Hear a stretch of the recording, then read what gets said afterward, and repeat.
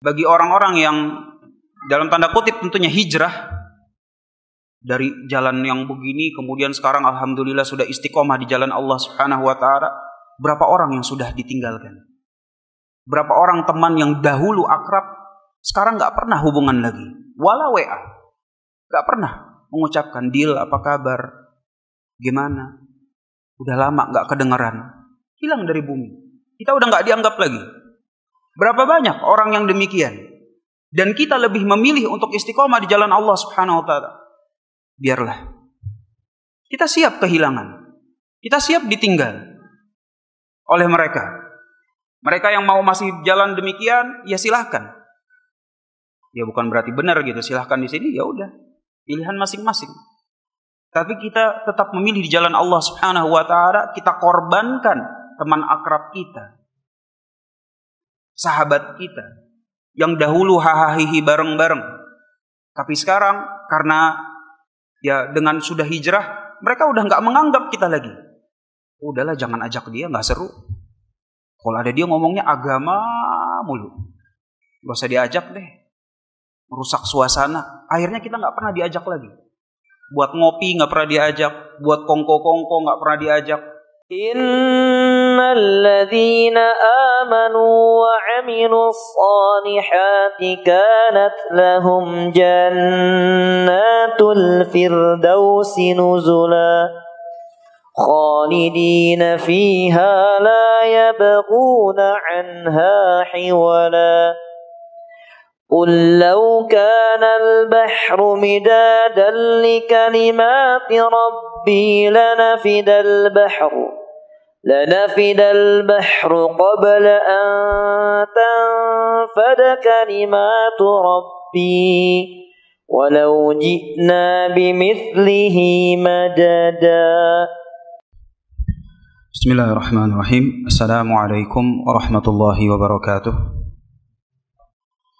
الحمد لله رب العالمين وبه نستعين على أمور الدنيا والدين والصلاة والسلام على أشرف الأنبياء والمرسلين نبينا محمد وعلى آله وصحبه أجمعين ومن تبعهم بإحسان إلى يوم الدين. أشهد أن لا إله إلا الله وحده لا شريك له الملك الحق المبين وأشهد أن محمدا عبده ورسوله المبعوث رحمة للعالمين صلى الله عليه وعلى آله wa ashabihi wa man tabi'ahum bi ihsan ila yaumiddin, amma ba'd. Alhamdulillah, segala puji hanya milik Allah Subhanahu wa taala, di mana Allah Subhanahu wa taala dengan segala rahmat dan inayahnya kembali mengumpulkan kita, memudahkan langkah kita untuk berkumpul di tempat yang penuh berkah ini untuk melaksanakan salat maghrib berjamaah, dan insyaallah akan kita lanjutkan dengan sebuah kajian tentang perjalanan alam akhirat, dan ini merupakan pertemuan ketiga dalam tema tersebut. Maka kita meminta kepada Allah Subhanahu wa taala agar menjadikan majelis kita ini majelis yang penuh dengan berkah, dan darinya kita bisa ambil ilmu yang bermanfaat. Amin amin ya rabbal alamin. Pada pertemuan yang lalu kita sudah sampai dalam hadis tentang syafaat Nabi sallallahu alaihi wasallam, di mana ketika manusia dikumpulkan di padang mahsyar dengan keadaan matahari didekatkan sejarak 1 mil, sedemikian panasnya sehingga mereka itu tenggelam dalam keringatnya, mereka pun berkata antara satu dengan yang lainnya, ini bagaimana solusinya? Kemudian mereka satu persatu menuju kepada manusia terbaik, dimulai dari Nabi Adam alaihissalam. Kemudian meminta Nabi Adam alaihissalam untuk mempercepat hisab agar padang mahsyar tidak begitu lama. Karena mereka akan berdiri di padang mahsyar, kita semua akan berdiri di padang mahsyar itu 50.000 tahun lamanya. Sehingga mereka betul-betul ingin menuju kepada fase berikutnya. Datang ke Nabi Adam alaihissalam meminta untuk dipercepat hisab. Kemudian jawaban dari Nabi Adam alaihissalam, "Inna Rabbi qad ghadiba al-yawma lam yaghdab qablahu mithlah wa la yaghdab ba'dah mithlah." Bahwa sesungguhnya Allah Subhanahu wa taala telah murka pada hari ini dengan kemurkaan yang belum pernah ada sebelumnya, dan tidak akan ada yang lebih dahsyat lagi setelahnya. Idhab ila ghairi, idhabu ila ghairi. Pergi, cari yang lain. Nafsi, nafsi. Maka mereka pun menuju kepada Nabi Nuh alaihi salam. Jawaban yang sama pun diberikan oleh Nabi Nuh. Inna rabbi qad ghadiba al-yawma lam yaghdab qablahu mithlah wa la yaghdab ba'dahu mithlah. Bahwa sesungguhnya kemurkaan Allah Subhanahu wa taala pada hari ini dengan kemurkaan yang belum pernah ada sebelumnya dan tidak akan ada lagi yang lebih dahsyat setelah ini. Idhabu ila ghairi nafsi nafsi. Maka jawaban ini diutarakan oleh Nabi Nuh alaihissalam, oleh Nabi Ibrahim alaihissalam, setelahnya oleh Nabi Musa alaihissalam, bahkan oleh Nabi Isa alaihissalam. Dan di antara mereka semua alaihimussalam, mereka tidak merasa pantas untuk meminta kepada Allah Subhanahu wa taala pada hari itu dikarenakan ada kesalahan dalam tanda kutip. Sebagaimana kesalahan Nabi Adam dalam tanda kutip tentunya ya. Ya kan? Kata Nabi Adam alaihissalam, wa innahu qad nahani anisyajarah. Sesungguhnya Allah Subhanahu wa taala telah melarang aku dari sebuah pohon, wa asaituhu. Tapi saya langgar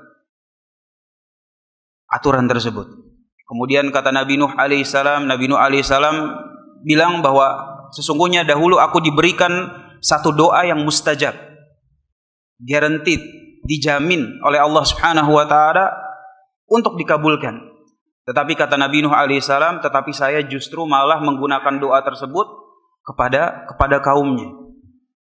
Coba digunakan kepada yang lain, maksudnya Nabi Nuh alaihissalam. Maka begitu pun juga dengan Nabi Ibrahim alaihissalam. Nabi Ibrahim alaihissalam bilang sesungguhnya saya telah berbohong thalatha kadzabat, 3 kali berbohong. Dan kita semua tahu konteks berbohongnya Nabi Ibrahim alaihissalam. Begitu pula dengan kesalahannya Nabi Musa dan bahkan sampai Nabi Isa alaihissalam sekalipun, Nabi Isa alaihissalam merasa tidak pantas untuk meminta kepada Allah Subhanahu wa taala, walam yadhkur dzamban. Dan beliau alaihissalam tidak menyebutkan satu dosa pun. Tetapi merasa tidak pantas. Sampai mereka semua pun datang kepada Nabi kita Muhammad sallallahu alaihi wasallam.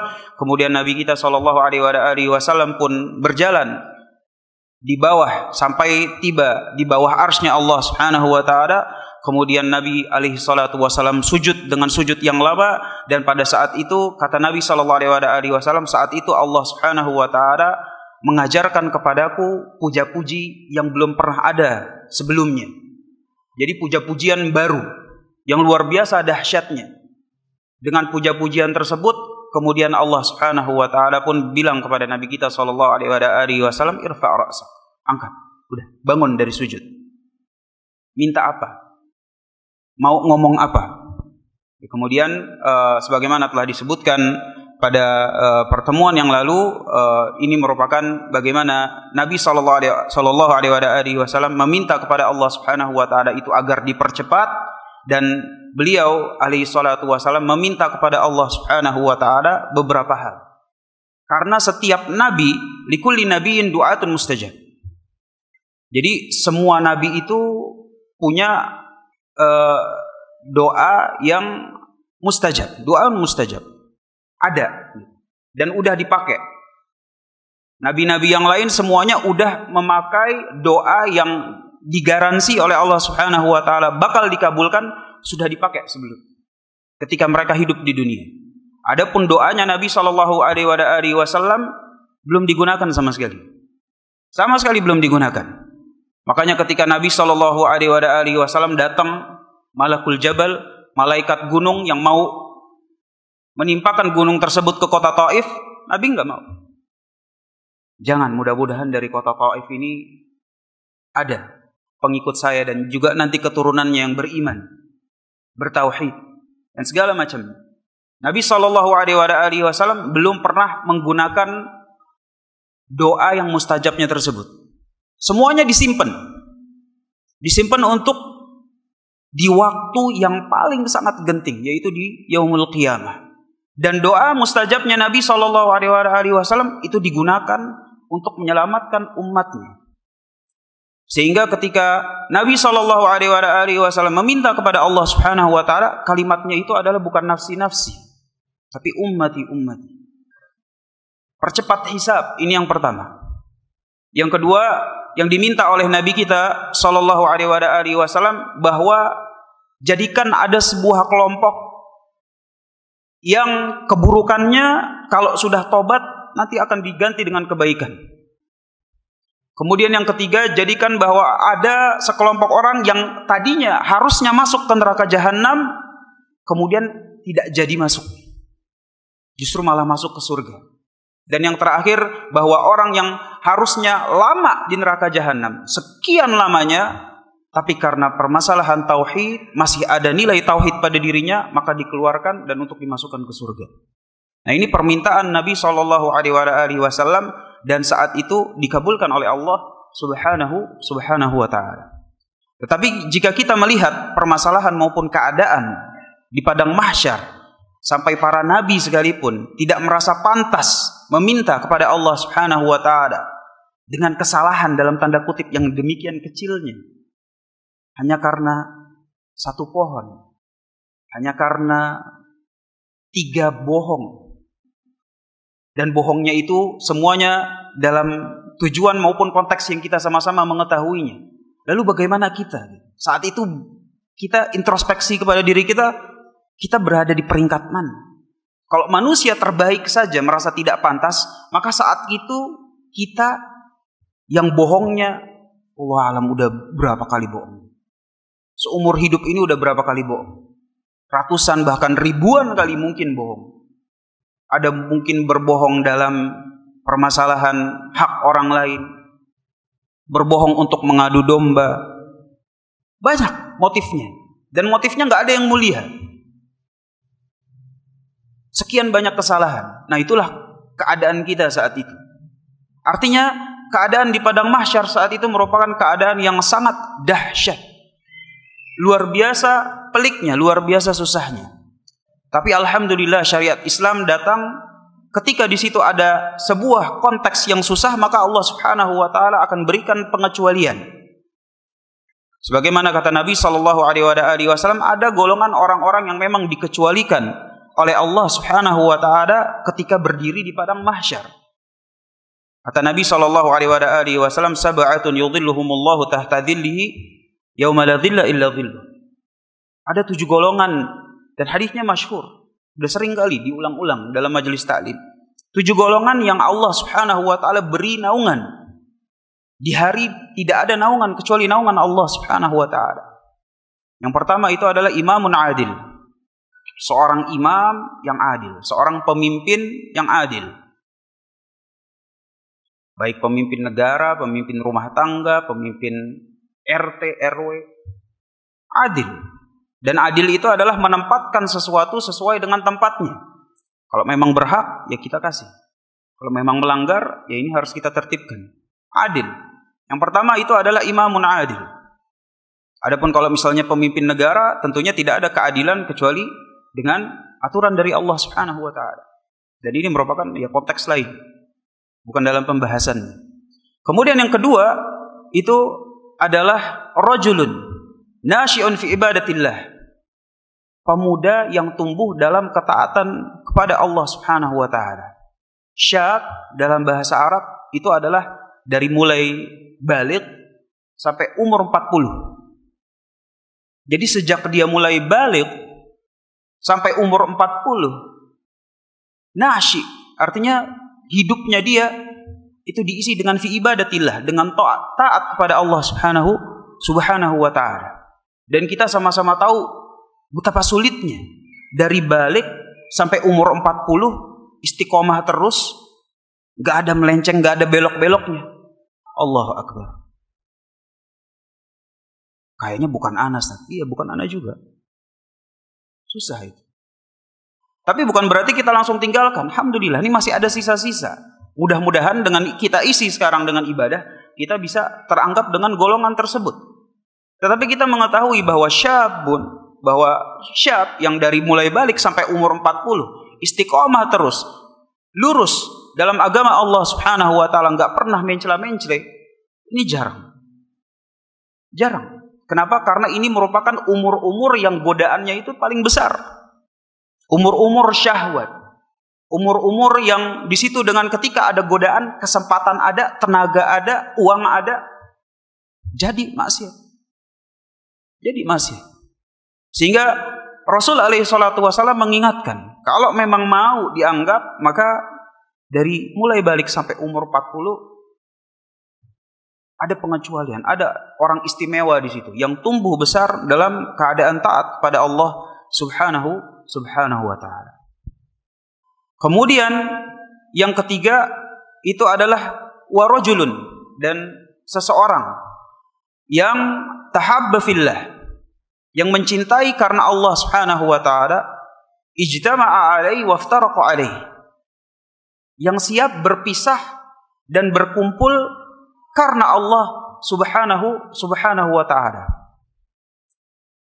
Artinya ketika seseorang itu berteman atau mencintai salah satu dengan yang lain, itu karena lillah, karena Allah Subhanahu wa taala, maka ini merupakan poin penting.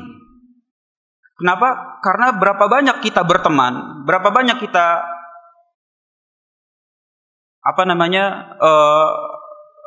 berhubungan, ya kan? Membuat sebuah relasi itu bukan karena lillah. Ya karena profesi, karena sama-sama tinggal di komplek, sama-sama satu SMA, satu kelas. Dan hal ini wajar-wajar aja. Tetapi ketika seseorang meningkatkan bahwa apa yang mau kita bangun relasinya tersebut berdasarkan lillah, berdasarkan Allah Subhanahu wa taala, siap berteman, berhubungan karena Allah dan berpisah karena Allah Subhanahu wa taala, maka ini merupakan poin istimewa. Dan tentunya bagi orang-orang yang dalam tanda kutip tentunya hijrah dari jalan yang begini, kemudian sekarang alhamdulillah sudah istiqomah di jalan Allah Subhanahu wa taala, berapa orang yang sudah ditinggalkan? Berapa orang teman yang dahulu akrab sekarang enggak pernah hubungan lagi, wala WA. Enggak pernah mengucapkan deal, apa kabar? Gimana? Udah lama enggak kedengaran. Hilang dari bumi. Kita udah enggak dianggap lagi. Berapa banyak orang yang demikian? Dan kita lebih memilih untuk istiqomah di jalan Allah Subhanahu wa taala. Biarlah. Kita siap kehilangan. Kita siap ditinggal oleh mereka. Mereka yang mau masih jalan demikian, ya silahkan. Ya bukan berarti benar gitu, silahkan di sini, ya udah. Pilihan masing-masing.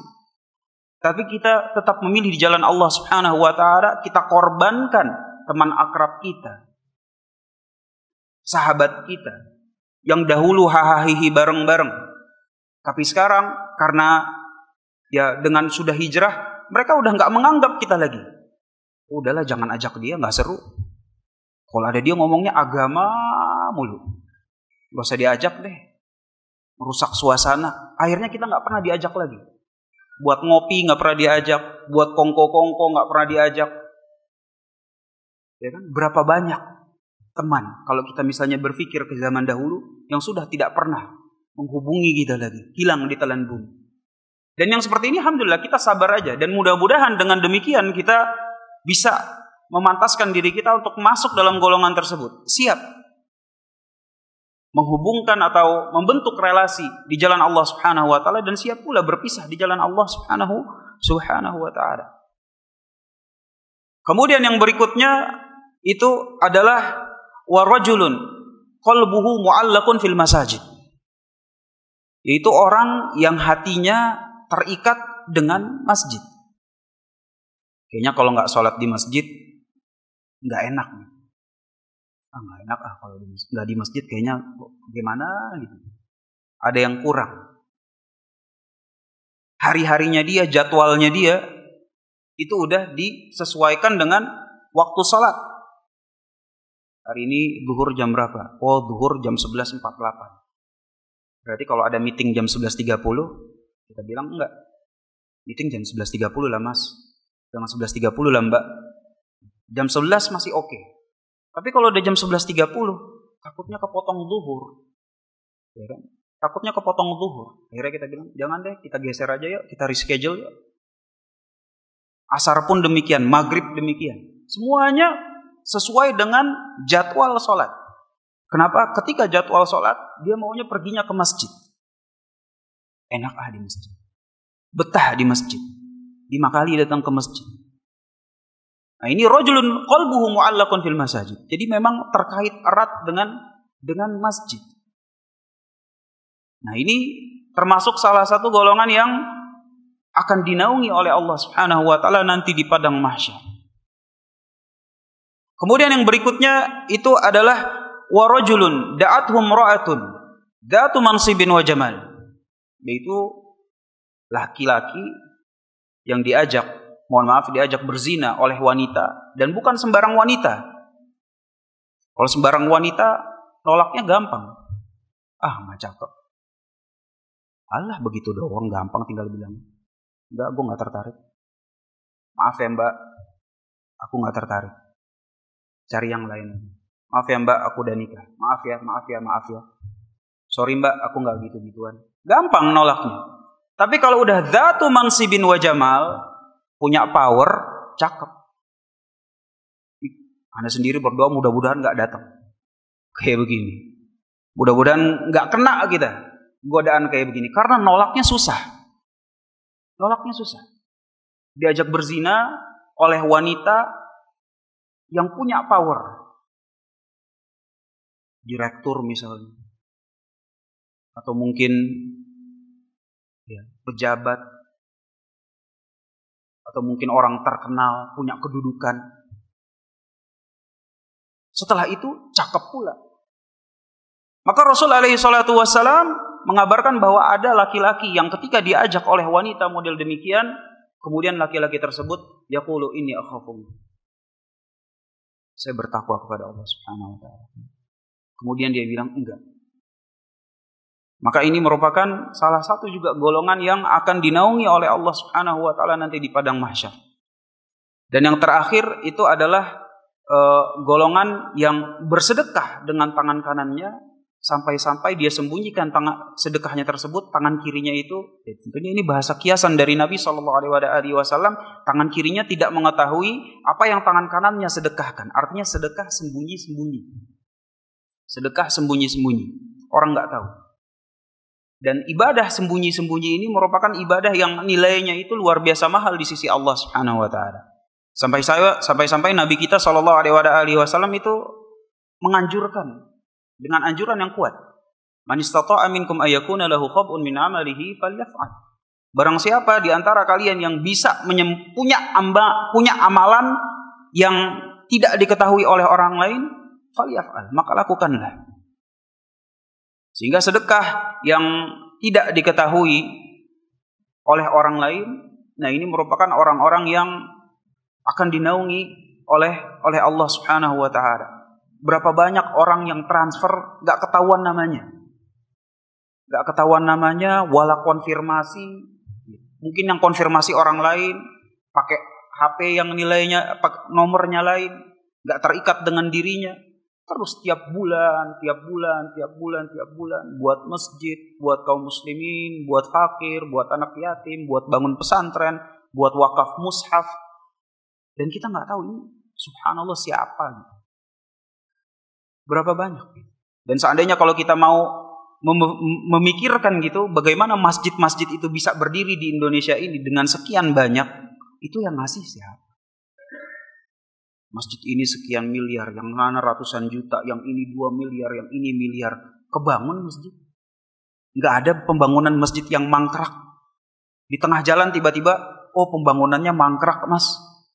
Susah kita nyari. Di mana di Indonesia ini bangun masjid di tengah jalan, pembangunannya mangkrak, proyek terhenti? Hampir nggak ada. Kenapa? Karena selalu ada orang-orang yang siap membelanjakan hartanya di jalan Allah Subhanahu wa taala tanpa orang-orang lain itu perlu tahu. Dan ada satu lagi yang tadi kelewat, itu adalah wa rajulun dzakarallaha khalian fa fadat aina. Itu, dan yang terakhir, yang ketujuh, itu adalah orang yang terbiasa bangun tahajud. Di kesendirian malam dia kemudian menangis. Introspeksi diri kemudian menangis di sisi Allah Subhanahu wa taala. Fa fadat aina. Kemudian mengalir air matanya.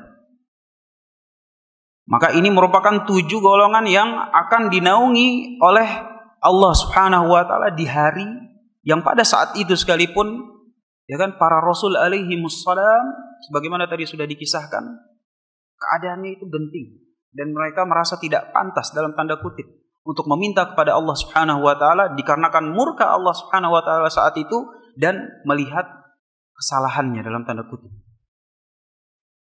Selain 7 itu masih ada lagi enggak? Masih ada. 7 ini bukan batasan. Masih ada lagi. Kayak contohnya misalnya orang yang husnul khotimah, matinya ketika lagi naik haji, matinya lagi umroh. Ya kan, kata Rasul alaihi salatu wasalam, nanti mereka itu akan dibangunkan bahkan di padang mahsyar. Di padang mahsyar orang itu ketakutan. Orang yang saat itu, yang matinya itu adalah ketika umroh ataupun lagi ritual haji, orang-orang lain ketakutan, mereka malah bilang labbaik Allahumma labbaik. Saya siap memenuhi panggilan. Aman.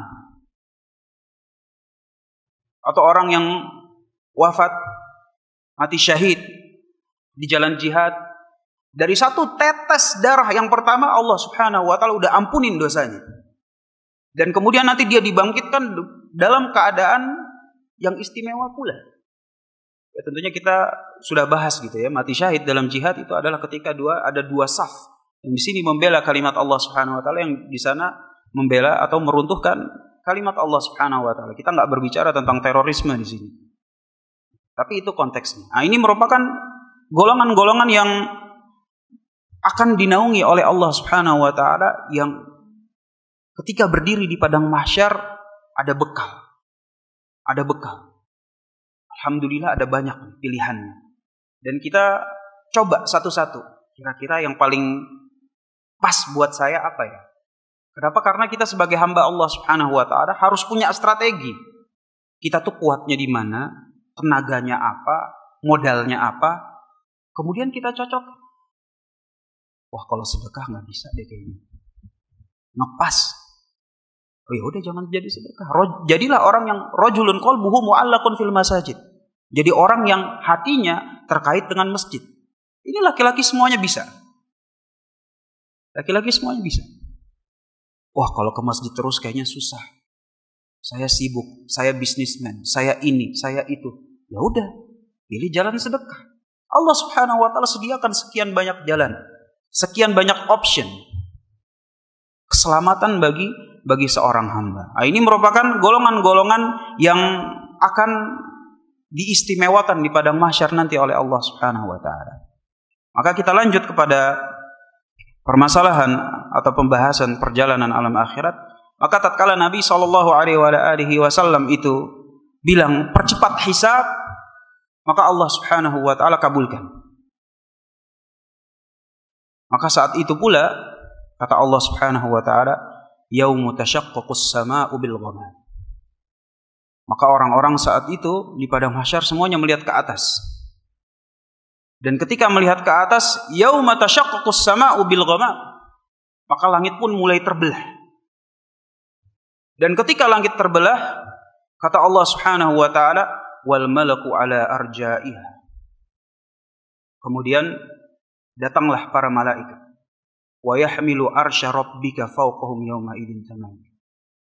Kemudian datanglah malaikat yang memikul arsy-Nya Allah Subhanahu wa taala. Jadi mereka datang dengan Allah Subhanahu wa taala untuk menghisap para hamba yang ada saat itu. Kata Allah Subhanahu wa taala, yang memikul arsy-Nya Allah Subhanahu wa taala itu ada 8. Kata Rasul alaihi salatu wasallam, jarak antara kuping dengan bahunya baru satu sisi. Itu perjalanan 70 tahun. Jadi kita bayangkan naik pesawat 70 tahun dari Jakarta, itu bisa sampai mana? Itu baru jarak antara kuping dengan ujung bahunya. Yang memikul arsy-Nya Allah subhanahu wa ta'ala. Kalla idza dukkatil ardu dakka. Dan tatkala bumi sudah dihancurkan sehancur-hancurnya, digoncangkan dengan goncang-goncangnya, maka yaumul hisab wajaa rabbuka wal malaku saffan saffa. Jadi yang datang bukan cuma malaikat 8 doang yang memikul arsy-Nya Allah Subhanahu wa taala doang, enggak. Wal malaku saffan saffa. Di belakangnya itu sekian banyak malaikat. Dari atas siap untuk menghisap para hamba saat itu. Sehingga saat itu pun para manusia, Allah Subhanahu wa taala bilang, wa anatil wujuhu lil hayyil qayyum. Maka wajah pada saat itu semuanya tertunduk, takut di hadapan Allah Subhanahu wa taala. Wa qad khaba man hamala zulma. Dan mereka akan merasa sesak dengan semua kezaliman. Jangankan semua kezaliman, satu kezaliman saja. Kata Allah Subhanahu wa taala, wa qad khaba man hamala zulma. Sungguh merugi orang yang membawa satu kezaliman saja. Makanya kata Nabi sallallahu alaihi wasallam, az-zulmu dzulumatun yaumal qiyamah. Kezaliman itu merupakan kegelapan di hari kiamat. Sehingga orang-orang itu semuanya pada takut di situ. Sampai orang-orang yang tidak beriman kepada Allah Subhanahu wa taala, Allah Subhanahu wa taala bilang, innal ladzina kafaru, sesungguhnya orang-orang yang kafir, law anna lahum ma fil ardi jami'ah, mereka akan berharap mereka itu punya seisi bumi. Ma fil ardi jami'ah wa mithlahu ma'ahu, bukan cuma satu isi bumi, 2 kali lipatnya sekaligus. Untuk apa 2 isi bumi beserta isinya? Kata Allah Subhanahu wa taala, liyaftadu bihi min adabi yaumil qiyamah. Untuk menebus dirinya dari adab yaumul qiyamah. Karena saat itu kejadian yang ketika langit pecah, kemudian Allah Subhanahu wa taala datang dengan malaikat arsy yang besarnya antara kuping ke bahu itu 70 tahun perjalanan. Kemudian di belakang mereka akan sekian banyak malaikat yang sudah siap rombongan datang ke sini. Itulah hari yang kata Allah Subhanahu wa taala, yauma yatadzakkarul insan. Itulah baru kita ingat amalan-amalan kita. Yauma yatadzakkarul insan. Tapi apa kata Allah? Wa anna lahu dzikr. Percuma diingat-ingat, udah telat. Tapi saat itu kita ingat. Ya Allah, seandainya saya begini, seandainya begini, seandainya begitu. Tapi kata Allah Subhanahu wa taala, wa anna lahu dzikr. Udah gak ada gunanya lagi. Yaqulu ya laitani qaddamtu li hayati. Mereka akan bilang, coba pas lagi hidup saya begini dan begitu. Coba begini, coba begitu, coba begini, coba begitu. Tapi wa anna lahu dzikra, udah gak ada lagi. Gak ada lagi gunanya. Kenapa? Karena waktu beramal sudah lewat. Sekarang waktunya hisab. Waktunya hisab. Maka saat itu Allah Subhanahu wa taala perintahkan para malaikat untuk menaruh timbangan. Kata Allah Subhanahu wa taala, wal waznu yauma idzinil haq. Maka timbangan di hari kiamat itu merupakan al-haq. Nyata adanya, akan terjadi. Akan terjadi. Faman thaqulat mawazinuhu faulaika humul muflihun. Barang siapa yang berat timbangan amalan baiknya, itulah orang-orang yang beruntung, berhasil. Wa man khaffat mawazinu, dan barang siapa yang ringan amalan timbangannya, faulaika humul ladzina khasiru anfusahum fi jahannam khalidun. Maka itulah orang-orang yang betul-betul merugi fi jahannam khalidun. Sudah dipersiapkan jahannam untuk mereka. Sehingga Allah Subhanahu wa taala perintahkan taruh timbangan. Yang timbangannya ini kata Allah Subhanahu wa taala, wa nadha'ul mawazinal qista yaumil qiyamah. Kemudian kami taruh, kami tegakkan timbangan-timbangan keadilan. Mawazinal qista yaumil qiyamah, di hari kiamat. Fala tudlamu nafsun syai'a. Enggak ada satupun jiwa yang akan dizalimi, enggak ada. Kalau emang dosa ditulis dosa, dinilai sebagai dosa. Kalau pahala memang dinilai sebagai pahala. Wa in kanat habbatun min khardalin ataina biha. Dan seandainya masih ada 1 biji amalan yang paling kecil sekalipun, kata Allah Subhanahu wa taala, ataina biha. Datengin amalan yang paling kecil sekalipun. Wa kafa bina hasibin. Dan cukuplah kami sebagai kelompok yang menghisab. Yang menghisab. Cukup. Maka saat itu Allah Subhanahu wa taala sudah tegakkan timbangan tersebut. Dan yang ditimbang di hari kiamat itu ada 3. Yang pertama yang ditimbang itu adalah diri kita sendiri. Jadi diri kita disuruh naik timbangan. Tentu ini enggak begitu enggak begitu sentral. Tetapi yang kedua, yang ketiga ini merupakan penentu. Yaitu yang ditimbang itu adalah amalan beserta catatan amal. Jadi ada amalannya plus setiap orang itu akan memiliki catatan-catatan amal. Sehingga sebelum orang itu dipanggil untuk dihisab, maka dia akan diberikan catatan-catatan amalannya. Kata Allah Subhanahu wa taala, "Wa kullu insanin alzamnahu ta'irahu fi 'unuqi." Itulah hari di mana setiap manusia itu akan digantungkan amalan mereka itu, catatannya amalan mereka itu pada leher-leher mereka. Dan ini merupakan gambaran dari Allah Subhanahu wa taala bahwa ketika leher kita itu terikat dengan sesuatu, maka diri ini mau dibawa kemana aja, itu pasti ikut. Jadi kalau leher kita sudah diikat sesuatu, dibawa ke kiri ya kita ke kiri, dibawa ke kanan kita ke kanan, ke bawah, ke depan, ke belakang. Pasti ikut. Siapa yang ngebawa? Yang ngebawa itu amalan kita. Wa kullu insanin alzamnahu ta'irahu fi unuqi. Ya amalan kita nih yang akan ngebawa. Mau dibawa kemana? Ke kanan, ke kiri, ke surga, ke neraka. Itu amalan kita. Kemudian saat itu kata Allah Subhanahu wa taala, wa nukhriju lahu yaumal qiyamati kitaban yalqahu mansyur. Dan saat itu kami akan bagikan catatan-catatan amalan. Yang mana catatan-catatan amalan itu yalqahu mansyura. Yang kalau dilihat bukan harus dicari-cari dulu. Oh tanggal sekian saya ngapain ya? Tanggal sekian kita ngapain ya? Oh tercatat apa enggak ya? Bolak-balik halaman dan segala macam? Enggak. Allah Subhanahu wa taala bilang yalqahu mansyura. Semua yang ada di situ langsung ada. Enggak perlu cari-cari, semuanya terpampang. Semuanya terpampang.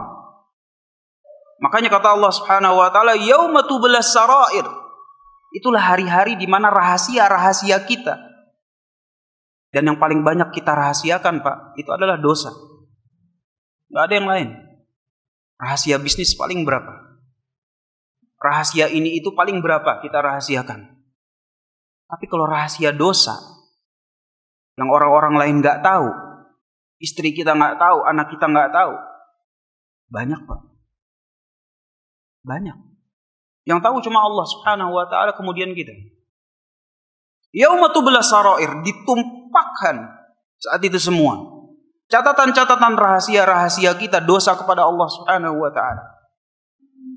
Catatan itu catatannya.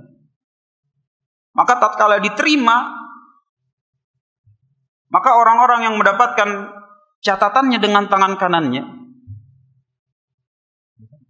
kata Allah Subhanahu wa taala, la takhfa minkum khafiyah. Enggak ada yang luput, enggak ada yang susah cari, semuanya terpampang dengan jelas. Fa amma man utiya kitabahu biyamini, barang siapa yang menerima catatan dengan tangan kanannya, mereka akan bilang, inilah muqra'u kitab. Alhamdulillah, isinya bagus. Inni dhanantu anni mulakin hisabiyah. Dari dulu saya udah yakin akan ada pertemuan dengan Allah Subhanahu wa taala. Sehingga saya sudah mempersiapkan dengan segala amalan. Maka orang yang telah mempersiapkan dengan amalan, kata Allah Subhanahu wa taala, fahuwa fi 'isyatir radiyah. Maka dia akan dalam kehidupan yang senang, diridhoi oleh Allah Subhanahu wa taala. Adapun orang-orang yang menerima catatannya dengan tangan kirinya, waliyadu billah, maka mereka akan bilang, ya laitani lam uta kitabi. Seandainya buku ini, catatan ini enggak diberikan kepada saya. Walam adri ma hisabiyah. Saya enggak tahu nih mau dihisab dengan model apa. Yang mana? Apakah semuanya?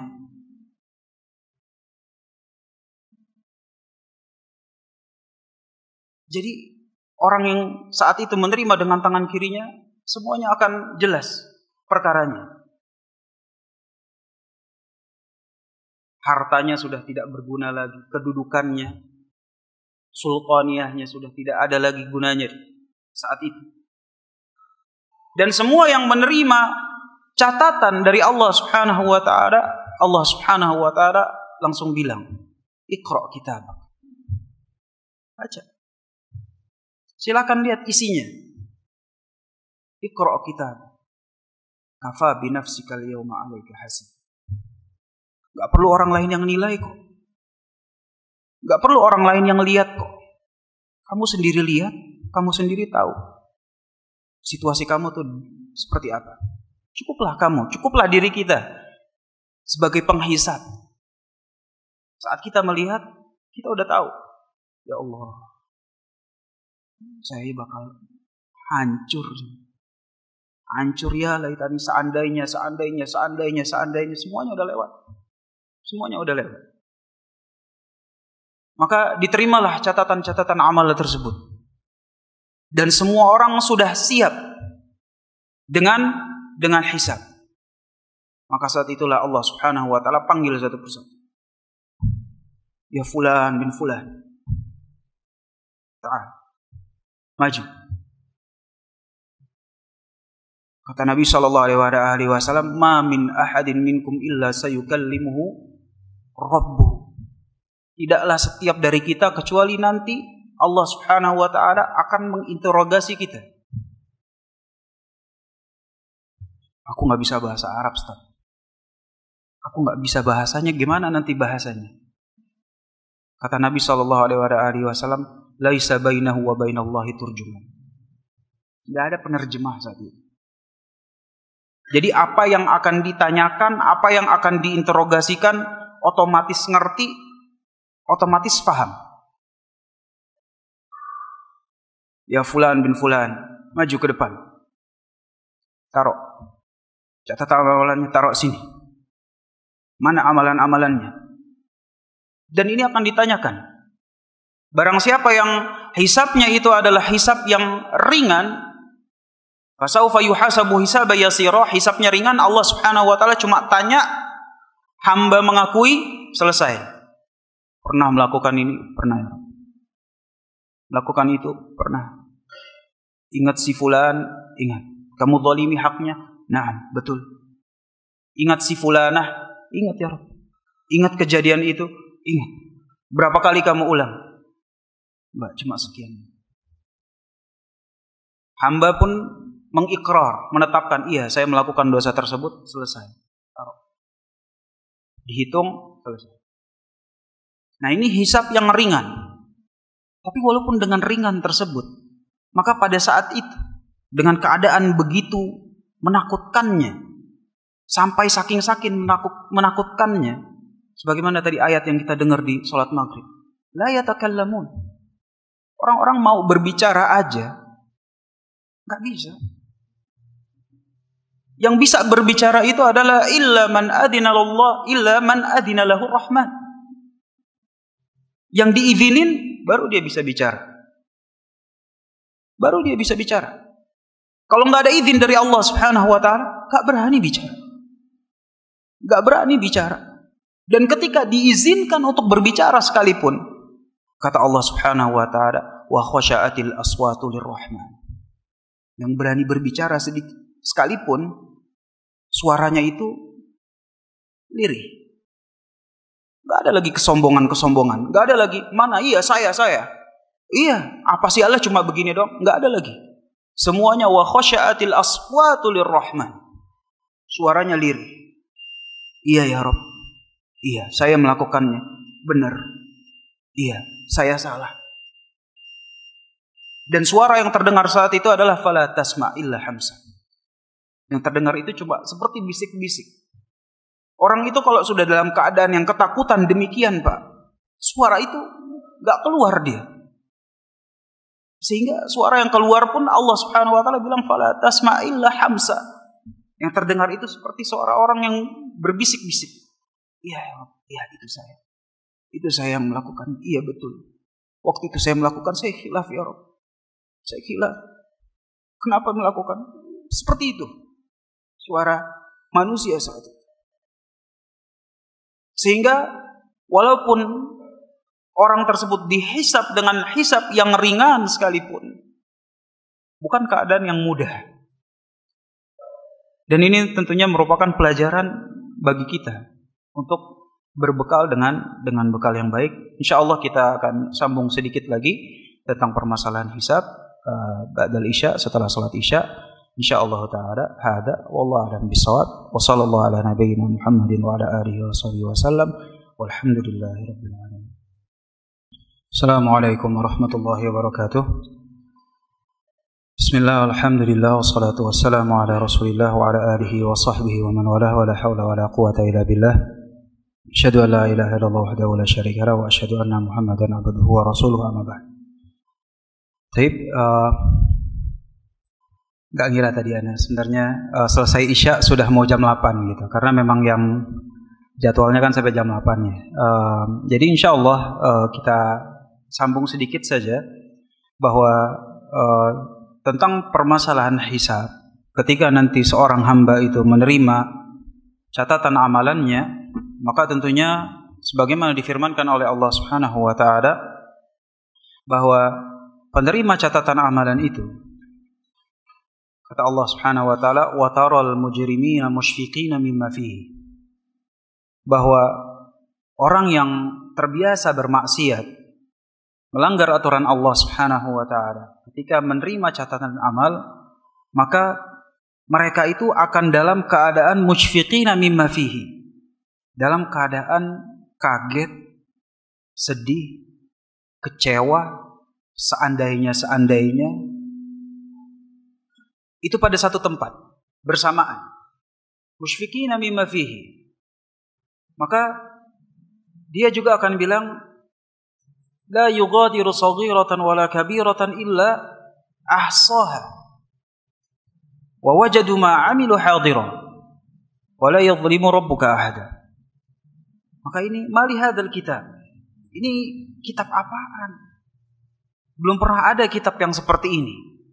La yughadiru saghiratan wala kabiratan illa ahsaha. Semua apa yang aku lakukan, baik besar ataupun kecil, illa ahsaha, semuanya tercatat rapi, terperinci. Illa ahsaha itu artinya terperinci, bukan cuma ada, tapi ada rinciannya. Tapi ada rinciannya, semuanya tercatat rapi. Kata Allah Subhanahu wa taala, yauma tajidu kullu nafsin ma 'amilat min khairin muhdhar. Itulah hari di mana manusia itu akan melihat apa yang sudah diamalkan berupa amalan baik itu hadir, muhdhar, ada. Wa ma 'amilat min su, adapun yang dilakukan amalan maksiat, tawaddu law anna bainaha wa bainahu amadan ba'ida. Maka mereka akan berharap antara amalan buruknya dengan dirinya dia itu terpisah dengan jurang yang luas, dengan tembok yang tinggi. Artinya amalan buruk jangan dekat-dekat. Kenapa? Karena kalau amalan buruk dekat-dekat dan sudah masuk fase hisab, maka ini semuanya akan ditimbang oleh Allah Subhanahu wa ta'ala. Semuanya ditimbang. Bahkan kesyirikan saja itu ditimbang. Kesyirikan itu nanti juga akan ditimbang. Sehingga ketika catatan amal itu berisi dengan amalan buruknya, maka hisab yang akan dia lalui itu hisabnya berat. Dan kalau hisabnya sudah berat, maka kemungkinan hasilnya pun buruk. Kemungkinan hasilnya pun buruk. Nah, ini merupakan catatan bagi kita. Makanya kata Nabi SAW, tuba liman wajada fi sahifatihi istighfaran katsiran. Beruntunglah hamba yang ketika mendapatkan catatan amalannya, dia lihat di situ banyak istighfar. Udah istighfar kita hari ini. Kan gitu ya. Berapa kali? Banyak gak kira-kira istighfar itu dalam catatan amalan kita? Sekian banyak istighfar yang diterima oleh Allah Subhanahu wa ta'ala, yang kita ucapkan astaghfirullah wa atubu ilaih sambil dengan betul-betul taubat, ada berapa paling? sampai sekarang seumur hidup kita, taubatan nasuha kita, mungkin bisa dihitung pakai jari, Pak. Taubatan nasuha kapan? Ya 4 tahun yang lalu lah. Dari dulu sampai sekarang, ya namanya kita manusia, Ustaz, naik turun, gonta-ganti. Taubat lagi. Kalau yang nasuha benar-benar nasuha tuh yang waktu itu tuh. Di bulan Ramadan itu benar-benar nasuha itu insya Allah, Ustaz. Benar. Sampai sekarang. Tapi bisa dihitung dengan jari taubatan nasuha kita. Sedangkan yang membuat kita itu beruntung di hari kiamat itu adalah taubatan istighfar kita yang banyak dan diterima oleh Allah Subhanahu wa ta'ala. Supaya apa? Supaya jangan sampai kita dihisab dengan hisab yang berat. Di mana nanti ketika hisab yang berat, maka Allah Subhanahu wa ta'ala akan ada yang namanya munaqasyah, akan debat kepada dia. Jadi bukan cuma sekedar ditanya, kamu melakukan ini ya fulan. Kalau kita jawab iya, maka Allah Subhanahu wa ta'ala akan tanya, pakai rezeki siapa kamu melakukan demikian? Kita akan jawab, dengan rizkimu ya Allah. Kamu pakai rizki aku untuk maksiat? Iya. Kok berani? Saya khilaf ya Rabb. Udah taubat atau belum? Belum. Berapa kali diulang? Terus. Sampai-sampai nanti ketika si hamba itu sudah tidak bisa dan ingin mengelak, maka si hamba tersebut akan berbohong kepada Allah Subhanahu wa ta'ala, sampai nanti Allah Subhanahu wa ta'ala akan ceritakan, al-yawma nakhtimu ala afwahihim. Itulah hari di mana mulut itu terkunci. Wa tukallimuna aydihim. Kemudian tangan pun berbicara. Wa tashhadu arjuluhum bima kanu yaksibun. Dan kaki ini pun juga akan memberikan saksi atas apa yang semua telah diperbuat. Semuanya. Bahkan kulit ini pun akan bersaksi. Dan ketika kulit bersaksi, orangnya itu pun akan langsung berkata kepada kulitnya. Dan ini semua ditulis. Ya kan? Difirmankan oleh Allah Subhanahu wa ta'ala. Kadang kita yang gak aware, gak sadar bahwa itu ada di Al-Quran. Tinggal dibaca. Kata Allah Subhanahu wa ta'ala, wa qalu li juludihim. Maka orang yang saat itu kulitnya bersaksi, mereka akan berkata kepada kulitnya sendiri, bima syahidtum alaihi. Kok kalian tiba-tiba bisa bersaksi? Kok bisa ngomong? Kok bisa ngaku atas kesalahan-kesalahan yang waktu saya perbuat? Bima syahidtum alaina. Kok kalian bisa bersaksi atas kami? Maka kulitnya pun akan menjawab, antaqana Allah alladzi antaqa kulla syai'. Yang bikin kita itu bisa bersaksi adalah Allah Subhanahu wa ta'ala, yang membuat seluruh orang itu bisa berbicara. Jadi Allah Subhanahu wa ta'ala bisa membuat orang berbicara, jangankan orang, yang lain pun bisa dibuat berbicara oleh Allah Subhanahu wa ta'ala. Maka saat itu sudah tidak ada lagi pembelaan. Ketika organ-organ tubuh kita, mulut kita ingin memberikan alasan, kemudian disanggah oleh tangan kita, disanggah oleh kaki kita, disanggah oleh kulit kita, maka semuanya akan tercatat rapi. Semuanya ada dan akan dimasukkan ke dalam timbangannya Allah, ke dalam timbangan al-haq, timbangan keadilannya Allah Subhanahu wa ta'ala. Hada insyaallah kita akan sambung permasalahan ini pada pertemuan berikutnya. Wallahu a'lam bishawab. Demikian mungkin yang bisa disampaikan. Hada wallahu a'lam bishawab. Wa sallallahu ala nabiyyina Muhammadin wa ala alihi wa sahbihi wa sallam. Wa akhiru da'wana alhamdulillahi rabbil alamin. Wassalamu alaikum warahmatullahi wabarakatuh. Qul innama ana basyarum mithlukum yuha ilayya annama